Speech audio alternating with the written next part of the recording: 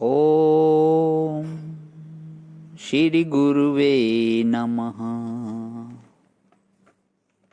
ईश्वरो गुरुरात्मेति मूर्तिभेदो भिवागिने व्योमवद्व्याप्तदेहाय दक्षिणामूर्तये नमः। ओम शांति शांति शांति। प्रणाम भवन। श्वेता श्वेतोपनिषद स्वामी श्री अखंडानंद सरस्वती महाराज का दिव्य ग्रंथ, जिसमें भवन हमारा 39वां प्रवचन चल रहा है, जीव के दुख का कारण, और अध्याय 4 में मंत्र नंबर 5 से 8 की व्याख्या चल रही है। पेज नंबर 538 से आगे ले रहा हूँ कि स्वामी जी बताते हैं, आज ऐसे शब्दों की सृष्टि इस ढंग से होती है। शब्द मतलब स्वामी जी ने पिछले सत्संग में बताया था कि अम्मा कैसे बना, बा क्या किया, दा का क्या किया, तो गुजरातियों ने किधर को बदला और बाकियों ने किधर को किया, तो उससे चला था। ऐसे शब्दों की सृष्टि इस ढंग से होती है।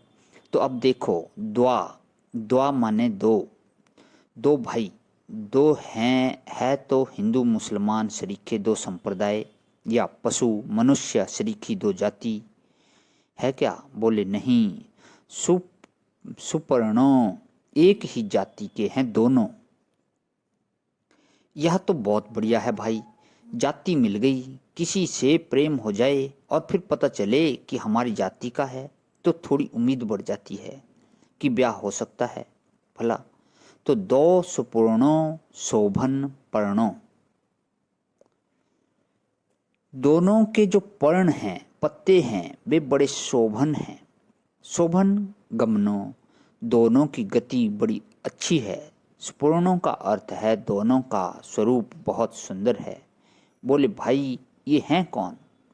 सयुजा, सयुजो संबंधी हैं, एक साथ रहते हैं। अब देखो आपको बताते हैं, आकाश में जैसे दो ग्रह हैं, एक बृहस्पति और एक शुक्र है, तो दो हुआ ना। स्पूर्ण दोनों आकाश में चलते भी हैं, पक्षी हैं।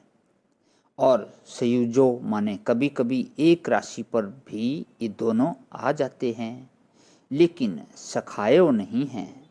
गुरु और शुक्र सखा नहीं हैं। वे दैत्य पक्ष के गुरु हैं और वे देव पक्ष के गुरु हैं, और अपने अपने यजमानों की दोनों भलाई जाते हैं।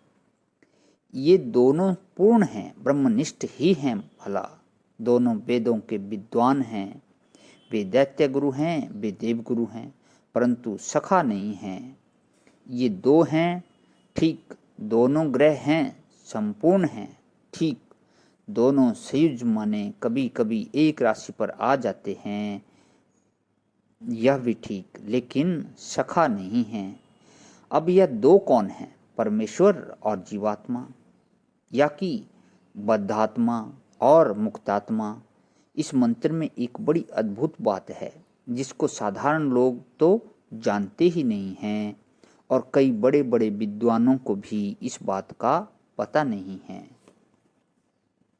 वह क्या है कि मंत्र तो है वेद का, मंत्र संहिता का, और इसकी व्याख्या भी वेद के शतपथ ब्राह्मण में की हुई है। तो शतपथ ब्राह्मण जो है वह सबसे पुराना है, और शंकराचार्य भगवान ने ब्रह्मसूत्र में इस श्रुति के तात्पर्य का निरूपण किया, तब उसमें संहिता उद्धृत कर दिया।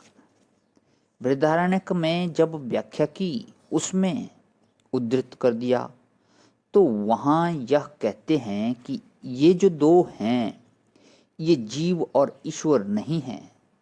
शतपथ ब्राह्मण की व्याख्या में यह बात कही हुई है, शुद्ध आत्मा और अविद्या से युक्त आत्मा, विज्ञान आत्मा और परमात्मा माने जो प्राकृत अहंकार के साथ मिलकर एक हो गया है, वह विज्ञान आत्मा, और जो नहीं मिला है वह शुद्ध आत्मा।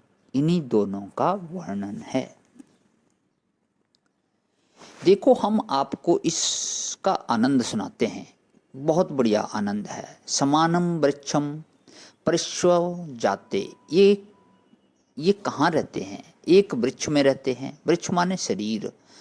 वृक्षि छेदने, एक धातु है वृश्चि धातु, उससे वृश्चयते इति वृक्षः, जो काटा जाए उसका नाम वृक्ष। माने जौ गेहूं आदि जो होते हैं ना, उनको एक बार बो दिया, अब कहो हम नहीं काटेंगे। नहीं काटेंगे तब भी उस पर एक बार जब फूल लग जाएंगे, फल लग जाएंगे, तब वह फिर मिट्टी में मिल जाएंगे। मत काटो, लेकिन वह धरती में मिल जाएगा।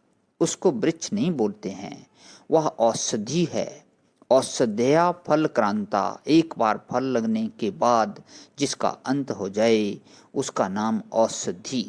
और एक बार लग जाने के बाद जिस पर बारंबार फल लगे और वर्षों तक रहे और बिना काटे न कटे, उसका नाम होता है वृक्ष। यह अश्वत्थ जो है संसार वृक्ष है, या शरीर जो है यह ऊर्ध्वमूलम अधः शाखम वृक्ष है। तो यहाँ पे गीता के मंत्र की व्याख्या स्वामी जी ने बहुत सुंदर दे दी 15/3 की। तो आज यहीं विराम करता हूँ भगवान, इससे आगे जो है कल लेता हूँ। ओम शांति शांति शांति। प्रणाम भगवान।